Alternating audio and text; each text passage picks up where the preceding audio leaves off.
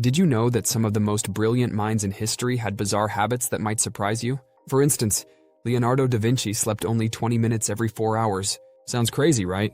But his unconventional routine helped him become one of the most versatile geniuses of all time. Or consider this. J.K. Rowling faced rejection from 12 publishers before Harry Potter finally found its home.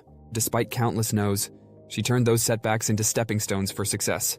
In this video, we're diving deep into the world of creative greats to uncover what really fueled their success. From odd habits and constraints to revolutionary thinking and sensory experiences, we'll explore 8 powerful lessons that can unlock your own creative potential. Buckle up for an eye-opening journey through the habits and strategies of the most inventive minds in history. Chapter 1. Unearthing the Unusual: How Odd Habits Fuel Genius.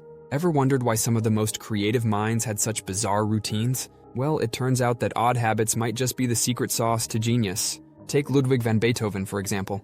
He counted exactly 60 coffee beans for his morning brew. This meticulous ritual might have helped him focus, channeling his energy into composing timeless music. And he's not alone. Many creative giants followed peculiar routines, believing they sparked their creativity. Consider Maya Angelou, who rented a local hotel room to use as her day office. She insisted that the room be as bare as possible, with all artwork removed. This stripped-down environment helped her avoid distractions, proving that a simple change of scenery can significantly boost creativity. So if you're stuck in a creative rut, maybe it's time to shake up your daily routine. Try something unusual. Chapter 2. Contrarian Thinking. Challenging the status quo. Innovation often comes from not just thinking outside the box, but turning the box upside down.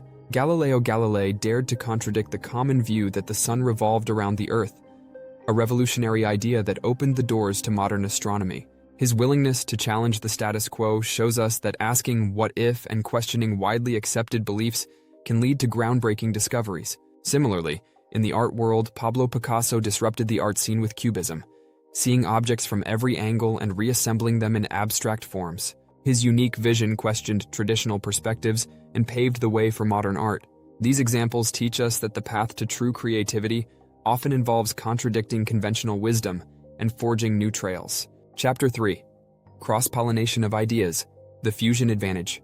Did you know that some of the best ideas come from combining different fields? Leonardo da Vinci, a painter, scientist, and inventor, merged art and science, leading to innovations like anatomical sketches that were centuries ahead of their time. This fusion advantage shows that when you mix diverse disciplines, you can solve problems more creatively and innovate more effectively. Steve Jobs famously said, "Creativity is just connecting things."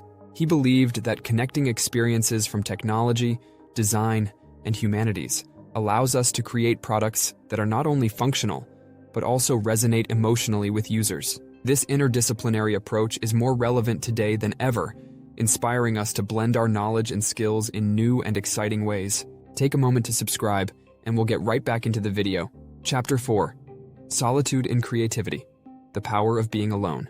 Sometimes the best company you can have is yourself, especially when it comes to creative work. Great minds like Nikola Tesla and J.K. Rowling embraced solitude to produce their best work.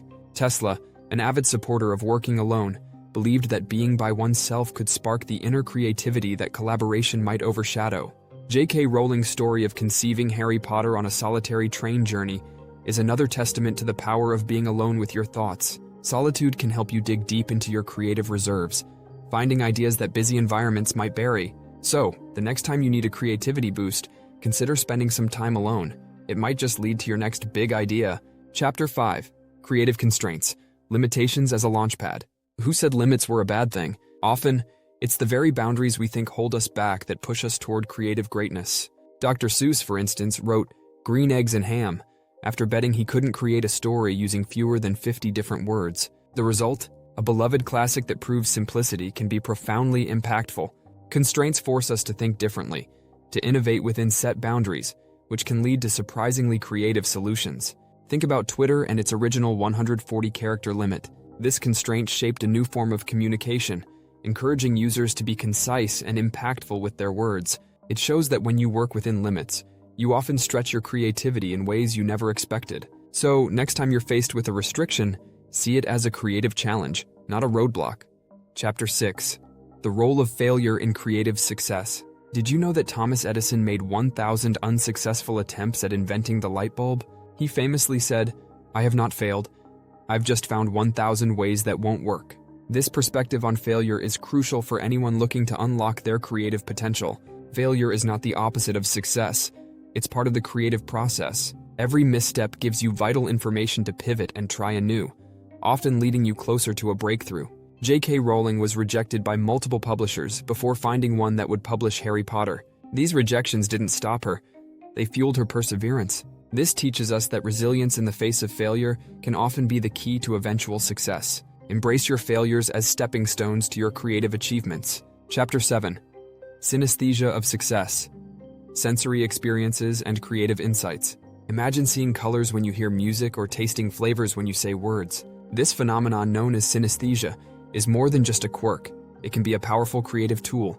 Artists like Pharrell Williams and Vincent van Gogh are believed to have experienced synesthesia, which influenced their iconic works. This blending of senses can lead to unique artistic visions, proving that accessing different sensory experiences can enrich creativity. You don't need to have synesthesia to benefit from sensory integration. Try listening to music to inspire visual art or use scents to evoke memories when writing. By engaging multiple senses, you can discover new creative dimensions and enhance your innovative abilities. It's about finding new ways to see the world, which can open up endless possibilities in your work. Chapter 8. Legacy and Rebellion. Learning from the past to innovate for the future. Creative breakthroughs often come from understanding the past and then breaking its rules. Picasso studied classical techniques before creating Cubism, and Lin-Manuel Miranda knew the rules of musical theater well enough to revolutionize it with Hamilton. Knowing what came before allows you to build on it, adapt it, or even completely overturn it. Rebellion in creativity means taking what you know and twisting it into something unexpected. It's about respecting the past but not being afraid to challenge it. Consider how modern filmmakers use vintage film techniques with new technology to tell stories in innovative ways. This blend of old and new can lead to extraordinary creative results. Embrace these strategies to step into your own creative journey. Whether it's finding freedom in limitations, learning from failure, mixing senses, or rebelling against the traditional, each approach offers a path to discovering your unique creative potential. Keep these lessons in mind, and you might just find yourself among the greats one day. For fresh videos and updates, make sure to subscribe and stay tuned.